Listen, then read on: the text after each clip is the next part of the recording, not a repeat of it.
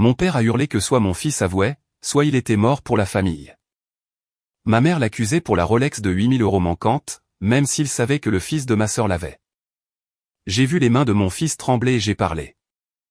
La montre Rolex était posée sur la table entre le centre de table floral et la bonne porcelaine de ma mère.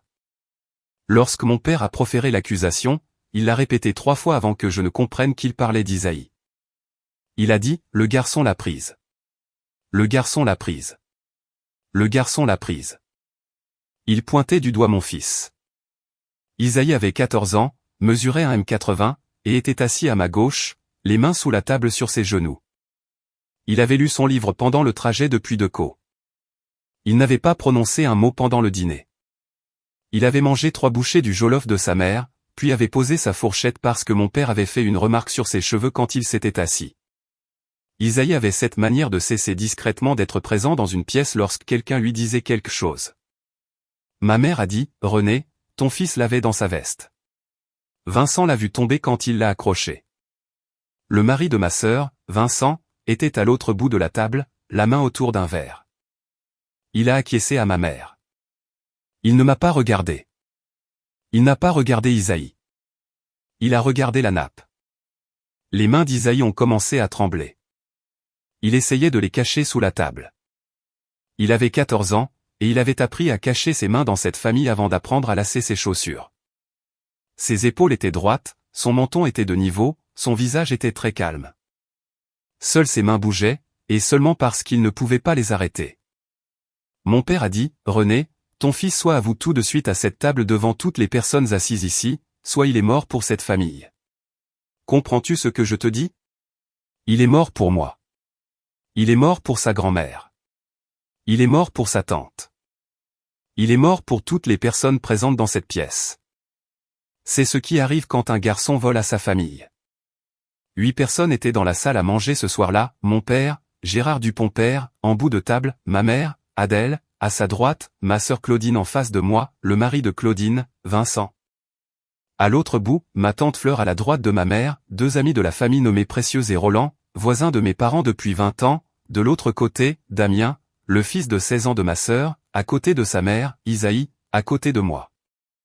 Mon père avait choisi son public, la taille de la pièce, le moment de la soirée, juste après le toast, juste avant le dessert, lorsque le vin avait adouci tout le monde dans un état d'écoute plutôt que de dispute. Il avait tout chronométré.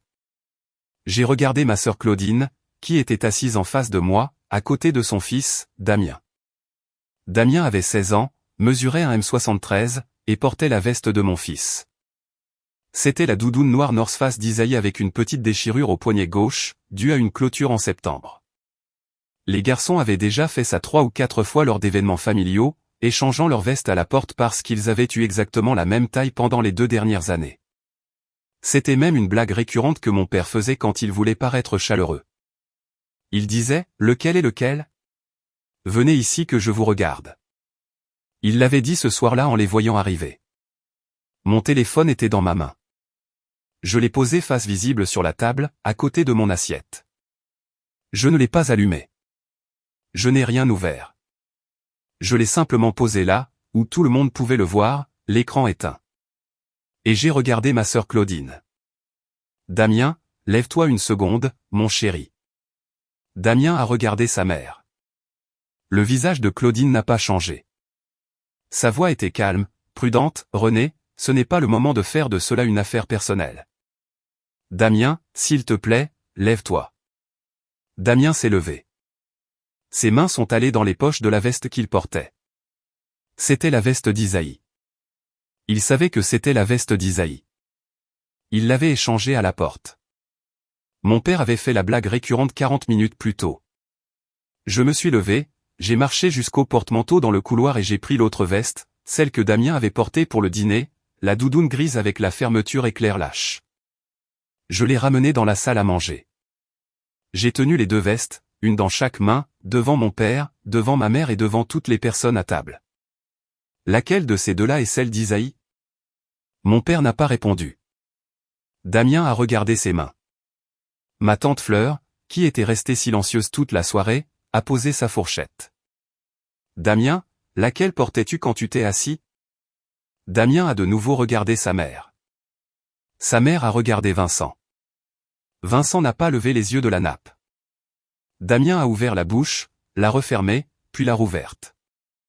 Et finalement, d'une voix qui n'était pas celle d'un adolescent de 16 ans, je portais la noire. La noire est celle d'Isaïe. La tête de Damien est tombée. Oui. Donc, si une montre est tombée d'une veste ce soir, et qu'une veste a été trouvée avec une montre dedans, c'était la veste que tu portais. Silence de Damien. D'accord. J'ai posé les deux vestes sur le dossier de ma chaise. J'ai repris mon téléphone de la table. J'ai regardé Vincent. Vincent regardait toujours la nappe. J'ai pris mon sac. J'ai prononcé le nom d'Isaïe une fois, doucement, et Isaïe s'est levé. J'ai remercié ma mère pour le dîner. Je n'ai pas regardé mon père.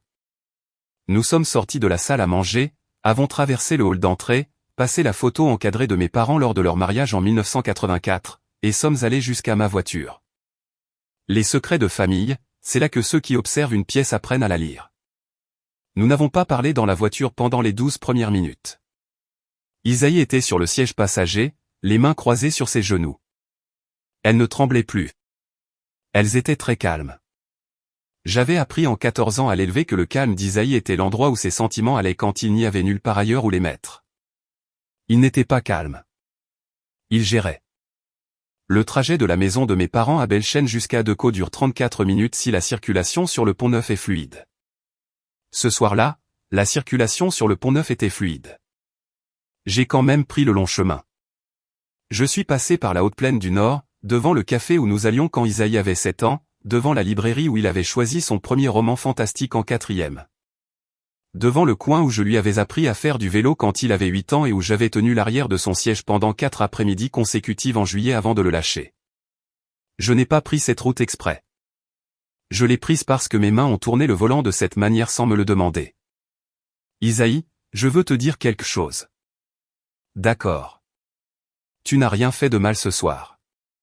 Sa voix était très petite dans le silence de la voiture. Je sais. Tu n'as pas à dire quoi que ce soit sur ce soir si tu ne veux pas.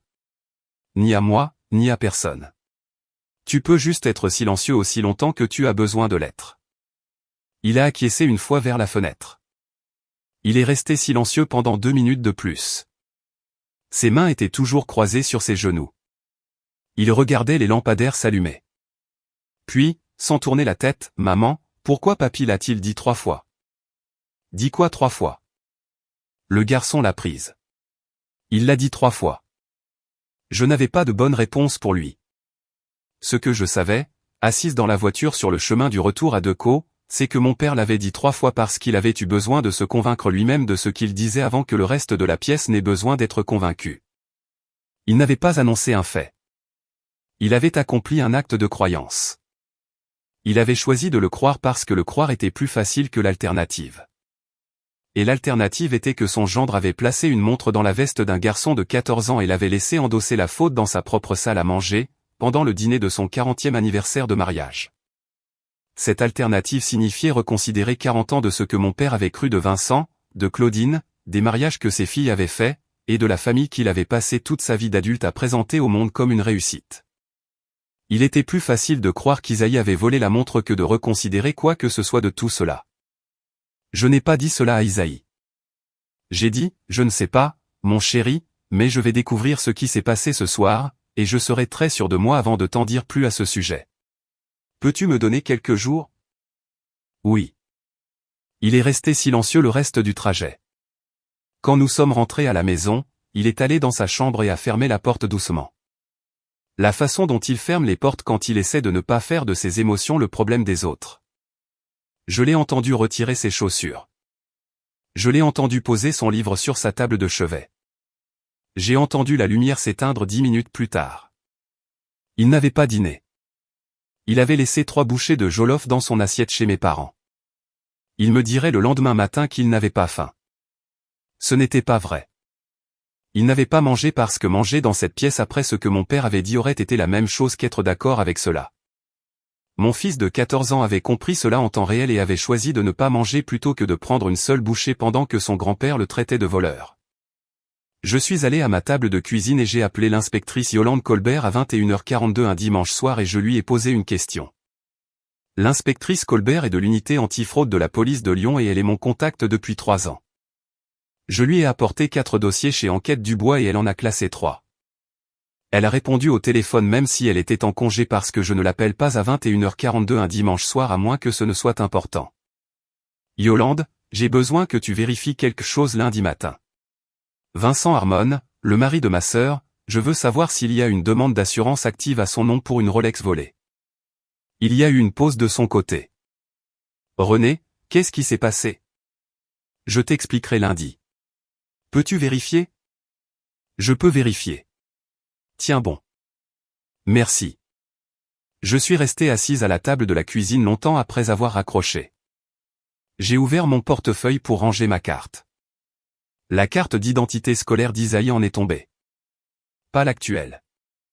Celle mal orthographiée qu'ils avaient imprimée au début de la 4e avant de la corriger. Isaïe Okafor en lettres bleues plastifiées. Photo légèrement de travers. Le S doublé là où il n'aurait pas dû être. Il l'avait réimprimé 3 jours plus tard avec l'orthographe correcte et Isaïe avait demandé à garder la mauvaise parce qu'il aimait son apparence. Je l'avais mise dans mon portefeuille en septembre et j'avais oublié qu'elle était là. J'ai regardé son visage sur la carte pendant un moment. 9 ans à l'extérieur, 14 à l'intérieur, 4e. Le nom mal orthographié puis bien orthographié. 2 cartes d'identité dans un seul portefeuille et moi les portant toutes les deux pour des raisons que je n'étais pas encore prête à nommer. J'ai posé la carte d'identité sur la table de la cuisine à côté de mon téléphone. Je ne l'ai pas remise dans mon portefeuille. Simone Duval a appelé le lendemain matin à 7h. Simone est ma collègue chez Enquête Dubois. Je lui avais envoyé un SMS la veille à 23h avec le résumé. Elle n'avait pas posé de questions. Elle avait demandé à quelle heure elle devait arriver au bureau. J'avais dit 7h. Elle était au bureau à 6h45. Elle avait déjà tiré les formulaires de demande d'accès au registre des prêteurs sur gage de la région Rhône-Alpes. Selon le code de la région, un détective privé agréé peut demander les registres de transactions de gage de tout prêteur sur gage enregistré dans la région dans les 24 heures aux fins d'une enquête documentée sur la fraude. Simone avait les papiers prêts. Que cherchons-nous? Une Rolex submarinée. Nom et adresse de Vincent Harmon à Belchène. Chez quel prêteur sur gage? Je ne sais pas encore. Envoie ça à tous les prêteurs sur gage enregistrés dans les départements du Rhône et de l'Isère. S'il l'a mise en gage, elle sera dans l'un d'eux. Simone a acquiescé. D'accord. Elle a envoyé la demande à 7h12. À 10h45, nous avons eu un résultat. Dans le département de l'Isère, un prêteur sur gage appelé l'or et l'argent du péché, rue du Souvenir. Vincent Harmon. Transaction datée du 9 mars. Une Rolex submarinée, numéro de série correspondant à l'enregistrement du fabricant sous son nom de l'achat original en 2019. Mise en gage pour 4 200 €, jamais récupérée. Vendue à un collectionneur en juin. 9 mars. L'inspectrice Colbert a appelé à 11h15 avec l'autre moitié de l'information. Il y avait une demande d'assurance active au nom de Vincent, déposée le 9 mars de cette année. Rolex submarinée volée dans son véhicule à Belchène. Valeur réclamée, 8 000 €. Numéro de sinistre et lieu de dossier enregistré. 9 mars. J'ai dit, 9 mars. Elle a confirmé. Il a mis la montre en gage le jour même où il a déclaré qu'elle avait été volée? Oui. J'ai une photo de la montre qu'il avait dans son tiroir hier soir, posée sur sa commode, présentée comme récupérée. Envoie-la-moi. Je l'ai envoyée. L'inspectrice Colbert l'a envoyée à un authentificateur de montres certifié au bureau d'expertise judiciaire. La réponse est arrivée à 14h. Le numéro de série au dos du boîtier était une référence connue d'un fabricant de répliques à Shenzhen. Valeur au détail, 340 €. Pas une Rolex. Le mari de ma sœur avait mis sa vraie Rolex en gage en mars, déposé une demande de fraude de 8 000 € le même jour, l'avait remplacée par une réplique chinoise. Et avait laissé un garçon de 14 ans endosser la faute lors d'un dîner de famille 6 mois plus tard afin que sa version des faits ait un nom avant que la compagnie d'assurance n'assigne un enquêteur. Je suis resté assise avec cette pensée à mon bureau pendant un moment. Simone était dans son bureau, la porte ouverte. Elle pouvait me voir. Elle n'est pas entrée. À 15h15, j'ai ouvert mon téléphone et j'ai envoyé un SMS à Isaïe. Il était en cours d'anglais avancé en 5e période. J'ai envoyé une seule ligne, « Tu es la meilleure chose que j'ai jamais faite ». Il a répondu à 15h22, « Je sais, maman. C'est bon. Si ceci vous trouve et que vous êtes toujours là, bienvenue dans les contes de secrets de famille. Cette histoire est l'une de celles que nous racontons parce que quelqu'un doit le faire. L'inspectrice Colbert a déposé le rapport de fraude officiel lundi après-midi. La compagnie d'assurance de Vincent l'a reçu mardi matin. Mercredi matin, l'unité antifraude de l'assureur a ouvert une enquête interne et mis la demande en suspens. Vincent a reçu une lettre recommandée mercredi après-midi lui demandant de comparaître pour une déclaration enregistrée dans les 7 jours ouvrables. Son avocat, maître Bernard Chevalier, a appelé la ligne principale d'enquête du Bois à 16h15 mercredi après-midi. Simone me l'a passé à mon bureau. Mademoiselle Dupont, mon client estime qu'il y a eu un grave malentendu concernant une affaire de famille et souhaite la résoudre sans l'implication des forces de l'ordre. Votre client a déposé une demande d'assurance frauduleuse en mars. Cela n'a rien à voir avec une affaire de famille. Mademoiselle Dupont, je ne suis pas en mesure de commenter les détails d'une demande active. Ce que je suis autorisé à dire, c'est que mon client est prêt à retirer la demande en échange de votre retrait du rapport à la police de Lyon. Ce n'est pas comme ça que fonctionnent les rapports. Une fois que l'inspectrice Colbert l'a, c'est son dossier, pas le mien. Une pause de son côté. Je vois. De plus, maître Chevalier, le rapport est déjà déposé. Que je retire quoi que ce soit ne le déposera pas. Ce que vous demandez n'est pas procéduralement possible. Je vois. Autre chose? Il n'y en avait pas. Il a raccroché. J'ai appelé Simone dans mon bureau. Je lui ai raconté la conversation. Elle l'a rédigé en addendum au dossier avec la date, l'heure, les participants et le contenu, car c'est ce que fait un détective privé agréé lorsque l'avocat adverse fait un appel non sollicité concernant une enquête active. Elle a envoyé l'addendum à l'inspectrice Colbert à 16h32. À 17h mercredi, j'ai appelé Vincent directement. Je n'ai pas eu besoin de chercher le numéro. Je l'avais depuis 6 ans de fête de famille, de cartes de Noël signées de leurs 4 noms, de barbecue du 14 juillet où il se tenait au grill avec une bière à la main et me donnait son avis sur mon travail. J'avais son numéro enregistré sous « Vincent Harmon » dans mes contacts. J'ai regardé son nom sur l'écran un instant avant d'appuyer sur l'appel. J'ai repensé à notre dernière conversation avant le dîner. C'était au 40e anniversaire de Thierry en juillet. Il m'avait demandé ce que faisait réellement un détective privé toute la journée. Je lui avais dit. Il avait fait une grimace et avait dit quelque chose à propos de beaucoup de paperasse pour pas beaucoup d'argent, avec un sourire qui m'avait fait sourire à l'époque. Il savait en juillet qu'il avait déjà mis la montre en gage et déposé la demande 4 mois plus tôt. Il le savait chaque fois qu'il avait fait une blague sur mon travail depuis qu'il avait épousé ma sœur. J'ai appuyé sur l'appel. Il a répondu à la 3e sonnerie. René, Dieu merci. Écoute, cette affaire est devenue incontrôlable. Je veux t'en parler sans avocat au téléphone. Vincent. Oui. Il a dit oui. Je vais te lire 3 choses. Je n'ai pas besoin que tu répondes. Je vais les lire et ensuite je raccrocherai. René, s'il te plaît. Ce n'est pas ce que ça a l'air d'être. Premièrement, le reçu du prêteur sur gage l'or et l'argent du péché, rue du Souvenir. Rolex submariné, ton nom, ton adresse à Belchêne, 4200 €, daté du 9 mars de cette année. Silence de son côté. Deuxièmement, la demande d'assurance que tu as déposée pour une Rolex submarinée volée, d'une valeur de 8000 €, de ton véhicule à Belchêne, est également datée du 9 mars de cette année. La même date, sa voix s'est brisée. C'est ces dates, il y a un contexte à cette situation que tu ne vois pas. Troisièmement, le relevé de présence scolaire d'Isaïe du 9 mars. Il était en anglais avancé à 9h à Decaux. Il était en géométrie à 10h. Il était en chimie à 11h. Il était à la bibliothèque de l'école à l'heure du déjeuner. Sa mère, c'est-à-dire moi, est venue le chercher à l'entrée principale à 14h45. Il n'a jamais été à Belchêne. Il n'a jamais été dans ton véhicule. Il n'a jamais touché ta montre. 6 secondes de silence. Je les ai comptés parce que je voulais qu'ils ressentent leur longueur. J'entendais sa respiration à l'autre bout du fil. Elle était plus courte et plus aiguë qu'au moment où il avait décroché. Il était assis quelque part. Je ne savais pas où il était assis. J'entendais une télévision en arrière-plan. Je l'entendais déglutir. Puis, doucement, je dois appeler mon avocat. Vincent. Oui, Vincent a déposé la demande le 9 mars. La montre était déjà partie. Isaïe ne l'a jamais touchée. J'ai raccroché. Je me suis assise à mon bureau. Simone est entrée sans frapper.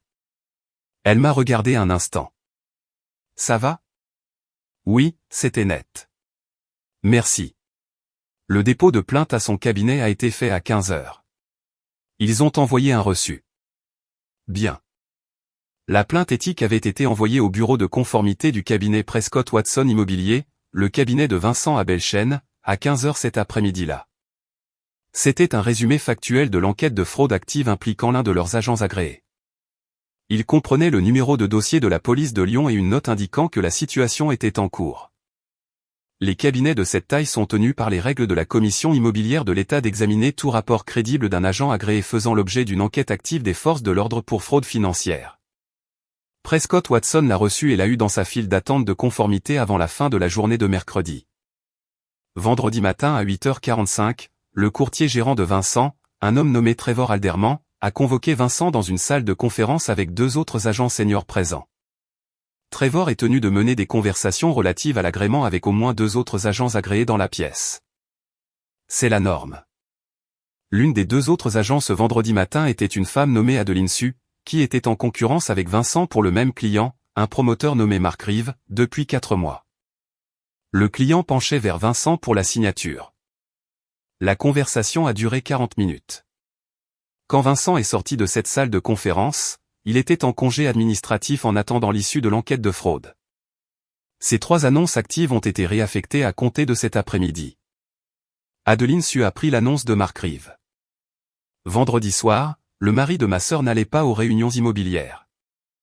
Il allait au bureau de son avocat.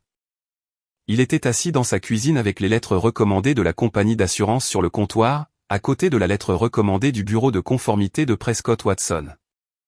À côté de la notification de la police de Lyon qu'un entretien enregistré avait été programmé pour le mercredi suivant à 10 heures. Claudine m'a appelé samedi matin. René, s'il te plaît. Nous devons parler en personne. De quoi? De tout ça, de Damien, d'Isaïe, de notre famille. Tu es la bienvenue à mon bureau lundi. Damien est le bienvenu s'il veut venir. Vincent n'est pas le bienvenu. Damien n'a pas besoin d'être là. C'est entre adultes. Damien est le bienvenu s'il veut venir. Lundi, 10 heures. René, s'il te plaît. Lundi, 10 heures. J'ai raccroché. Claudine est arrivée à mon bureau à 9h53 lundi matin. Damien était avec elle. Elle avait essayé de le laisser dans la salle d'attente, mais il l'avait suivi jusqu'à ma porte. Simone était à l'accueil. Elle les a laissés entrer tous les 2. Ils se sont assis en face de moi. Claudine a commencé à parler. Damien a parlé le premier. Je l'ai vu faire. La tête de Claudine a tourné vers lui. Damien. Tante Renée. J'ai vu Vincent mettre la montre dans la poche de la veste avant le dîner. Il était dans le hall d'entrée. Il pensait que personne n'était dans la pièce. J'étais dans l'escalier. J'étais descendu chercher mon chargeur de téléphone dans mon sac à dos. Je ne l'ai pas vu au début parce qu'il était derrière le porte-manteau. Quand j'ai tourné le coin, il se tenait près de la veste. Il ne m'a pas vu parce que j'étais derrière lui. Il a sorti la montre de sa propre poche. Il l'a tenue dans sa main un instant. Puis il l'a mise dans la poche de la veste.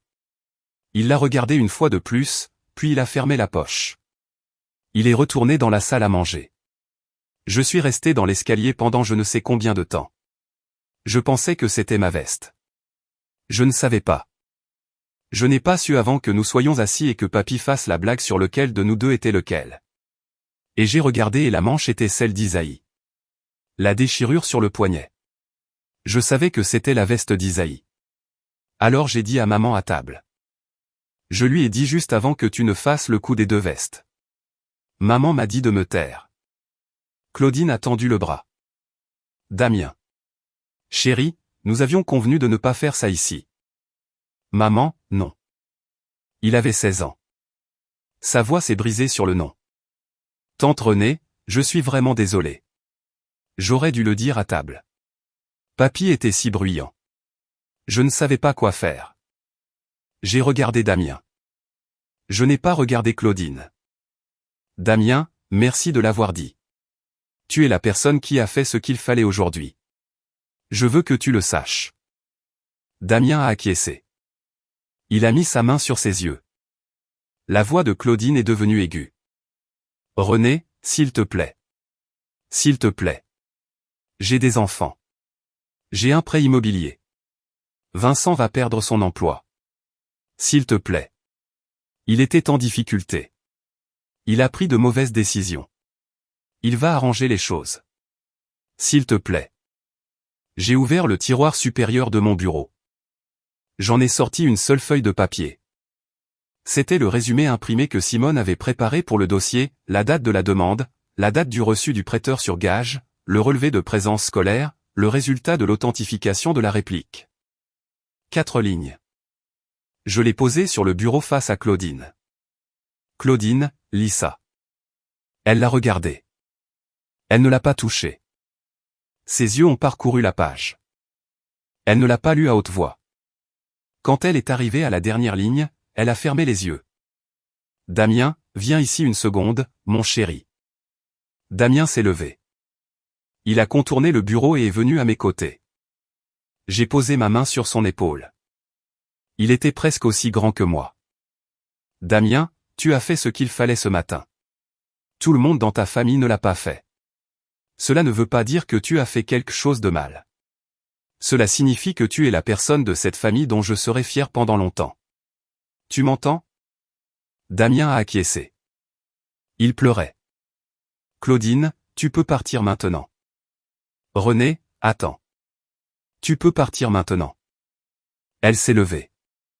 Elle a regardé Damien. Sa voix était plate. Damien, viens. Damien m'a regardé. J'ai acquiescé. Il a contourné le bureau et a suivi sa mère hors de mon bureau. Simone a refermé la porte derrière eux. Les retombées, c'est ce que les gens appellent la partie après la fin de l'histoire, mais avant que quiconque ne puisse prétendre qu'elle l'était, ont duré 3 semaines. La couche financière a bougé sur papier. La compagnie d'assurance a refusé par écrit la demande de Vincent le 2e mercredi et a renvoyé l'affaire à son unité d'enquête spéciale.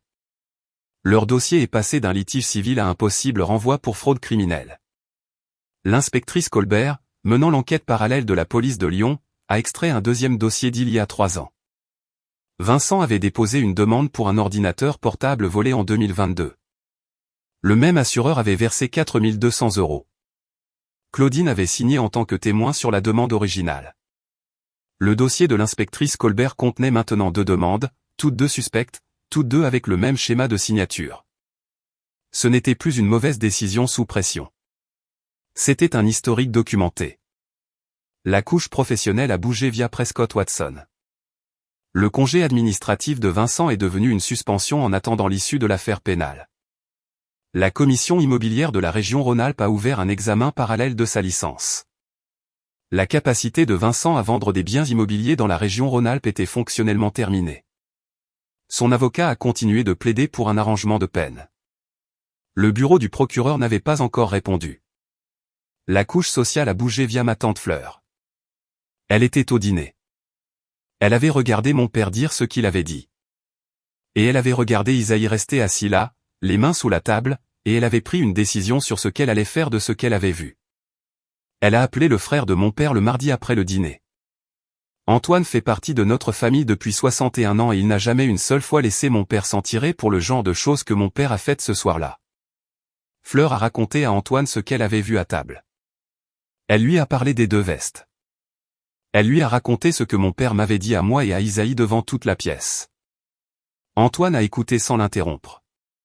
Quand Fleur a eu fini, il l'a remercié et a raccroché. Et il n'a pas appelé mon père. Il a fait pire. Il a simplement cessé de répondre aux appels de mon père. Pas avec une explication, pas avec une annonce. Il a juste cessé. Mon père, qui avait parlé à son frère chaque dimanche matin pendant 40 ans, a appelé Antoine le dimanche suivant et est tombé sur le répondeur. Il a rappelé le dimanche d'après. Répondeur. Il a appelé un mercredi. Répondeur. À la fin de la 3e semaine, mon père avait laissé 11 messages vocaux à son frère et n'en avait reçu aucun en retour. Fleur a également appelé la meilleure amie de ma mère de l'église, une femme nommée Sœur Dorothée, qui me connaît depuis que j'ai 7 ans. Fleur a raconté à Sœur Dorothée ce dont elle avait été témoin. Sœur Dorothée, qui dirige le comité de planification du ministère des Femmes, a discrètement retiré ma mère de la liste pour le prochain événement sans vote formel. Ma mère l'a découvert un dimanche lorsqu'elle est arrivée à la salle de l'église dans son beau costume bleu et n'était pas sur la liste à l'entrée. Rien de tout cela n'a nécessité de documents. Rien de tout cela n'a nécessité que Simone partage quoi que ce soit. Cela a nécessité qu'une personne, ma tante Fleur, dise la vérité sur ce qu'elle avait vu de ses propres yeux à une table de dîner à 2 personnes qui lui faisaient confiance. Mon père m'a appelé le jeudi de la première semaine. Je n'ai pas répondu. Il a laissé un message vocal. Il durait 2 minutes et 14 secondes. Il m'a dit que j'avais embarrassé la famille. Il m'a dit que j'avais transformé une affaire privée en affaire publique. Il m'a dit que ma carrière m'avait rendu froide. Il m'a dit qu'Isaïe me reprocherait en grandissant. Il m'a dit que je lui devais, à lui et à sa femme, des excuses. Il m'a dit que rien de tout cela ne serait arrivé si j'avais élevé mon fils correctement. J'ai écouté le message vocal une fois. Je l'ai envoyé à Simone. Simone l'a ajouté au dossier avec une note indiquant que l'enregistrement démontrait que Gérard Dupont père avait escaladé l'accusation dans un cadre public lors du dîner devant 8 témoins. Ce qui est devenu pertinent 2 semaines plus tard lorsque l'avocat de Vincent a tenté de faire valoir que René avait une vendetta personnelle motivant le renvoi pour fraude. L'inspectrice Colbert a utilisé le message vocal pour démontrer que l'escalade était venue de Gérard, pas de moi. Je n'ai pas répondu au message vocal. Je n'ai pas appelé mon père. Je ne lui ai pas envoyé de SMS. J'ai laissé le message vocal tranquille. Isaïe m'a posé une question le mercredi matin suivant à la table de la cuisine. Il avait un bol de céréales devant lui. Son livre était à côté du bol. Il ne l'avait pas encore ouvert. Maman. Oui. Papy savait-il que ce n'était pas moi? Je l'ai regardé un instant. Oui, il savait. Isaïe a acquiescé. Il n'a rien dit pendant un moment. Puis il a pris son livre. Il l'a ouvert à la page où il s'était arrêté. Il a commencé à lire. Il n'a pas posé d'autres questions. Il n'a pas demandé pour Noël. Il n'a pas demandé si papy s'excuserait. Il a juste pris son livre. Je me suis assise en face de lui et je l'ai regardé lire pendant quelques minutes. J'ai posé la carte d'identité scolaire mal orthographiée sur la table entre nous où il pouvait la voir. Il l'a regardée. Il m'a regardé. Il n'a pas demandé pourquoi elle était sur la table. Je me souviens quand ils m'ont donné celle-là. Mademoiselle Allard a dit qu'il la corrigerait, mais je lui ai dit que je l'aimais bien. Je me souviens. Pourquoi la gardes-tu? Parce que j'aime ton nom. Il est mal orthographié. Il est orthographié comme je l'ai vu la première fois. Il a acquiescé. Il a continué à lire. J'ai pris la carte d'identité et je ne l'ai pas remise dans mon portefeuille. Je l'ai emportée avec moi au travail et je l'ai posée contre mon écran et je l'ai laissée là. Vincent a conduit jusqu'à Enquête du Bois 2 mercredi plus tard. Simone a vu la voiture sur le parking depuis la fenêtre de la réception à 11h40.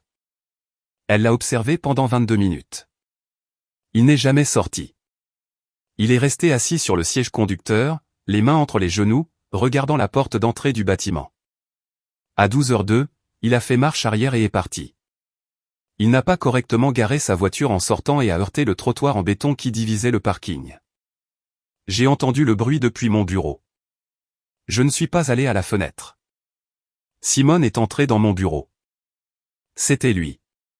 Je sais que tu l'as vu. Je l'ai entendu heurter le trottoir.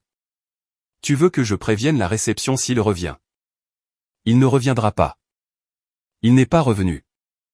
J'ai failli appeler mon père la semaine où la compagnie d'assurance a officiellement refusé la demande de Vincent.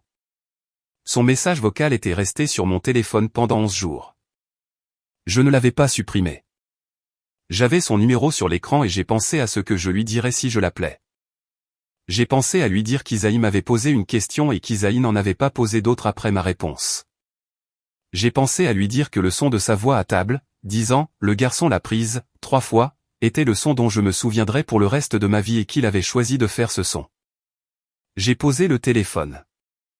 Il n'allait rien entendre de ce que j'avais à dire. Il avait déjà décidé quelle version de moi existait dans sa tête. Et il payait pour l'entretien de cette version depuis si longtemps que la vérité n'allait plus l'atteindre maintenant. J'ai failli répondre à ma mère quand elle m'a envoyé un SMS un jeudi, 2 semaines plus tard. Son message disait « S'il te plaît, René, c'est ton père. Quoi qu'il soit arrivé, ce n'est pas ce que nous sommes. » J'ai tapé une réponse. Elle comportait 3 phrases.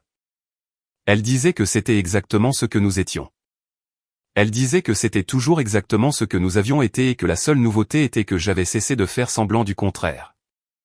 Elle disait que lorsqu'elle serait prête à s'asseoir à une table où mon fils ne serait pas traité de voleur avant d'être appelé autrement, elle pourrait m'appeler. J'ai relu la réponse 2 fois. Je l'ai supprimée. Je n'ai rien envoyé. J'ai failli appeler ma sœur Claudine quand j'ai appris de Damien qu'elle avait quitté la maison de Vincent et logeait chez une amie au Sable d'Or. Damien m'avait envoyé un SMS un samedi soir. Il m'avait demandé si j'allais bien. Il m'avait dit que sa mère logeait chez une amie et qu'elle réfléchissait à beaucoup de choses. Il avait signé Damien et ensuite il avait écrit « Je suis encore désolé ». J'ai tapé une réponse à Claudine. C'était une ligne. Elle disait « J'espère que tu feras les choix que tu dois faire pour Damien ». Je ne l'ai pas envoyé. J'ai envoyé un message à Damien à la place. Je lui ai dit que j'étais fier de lui. Je lui ai dit qu'il pouvait m'appeler n'importe quand. Je lui ai dit que son cousin l'aimait. Je n'ai rien dit à propos de sa mère. C'est là que l'histoire en est maintenant. L'affaire de fraude de l'inspectrice Colbert est au bureau du procureur de la République de Lyon. Vincent est en liberté sous caution en attendant l'audience préliminaire. Prescott Watson l'a officiellement licencié. La commission immobilière de la région Rhône-Alpes a prononcé une suspension provisoire de sa licence. Son avocat continue de plaider pour un arrangement de peine pour délit. La compagnie d'assurance a refusé la demande et poursuit également le recouvrement de l'indemnité versée pour l'ordinateur portable en 2022. Claudine n'est pas retournée chez Vincent. Elle est toujours au Sable d'Or. Damien est avec elle. Ma mère n'a pas appelé depuis le 2e SMS. Mon père n'a pas laissé d'autres messages vocaux après le premier. Ma tante Fleur vient les dimanches après-midi maintenant et apporte de la nourriture. Isaïe s'assied à la table de la cuisine avec elle pendant qu'elle cuisine. Elle ne l'interroge pas sur le dîner. Elle l'interroge sur son livre. Un mardi après-midi fin octobre, j'étais à mon bureau chez Enquête Dubois. Le dossier de fraude était ouvert sur mon ordinateur portable. Le reçu du prêteur sur gage était sur le dessus du dossier papier, imprimé sur du papier thermique bon marché qui avait déjà commencé à jaunir sur les bords. La carte d'identité scolaire mal orthographiée d'Isaïe était posée contre mon écran où je pouvais le voir pendant que je travaillais.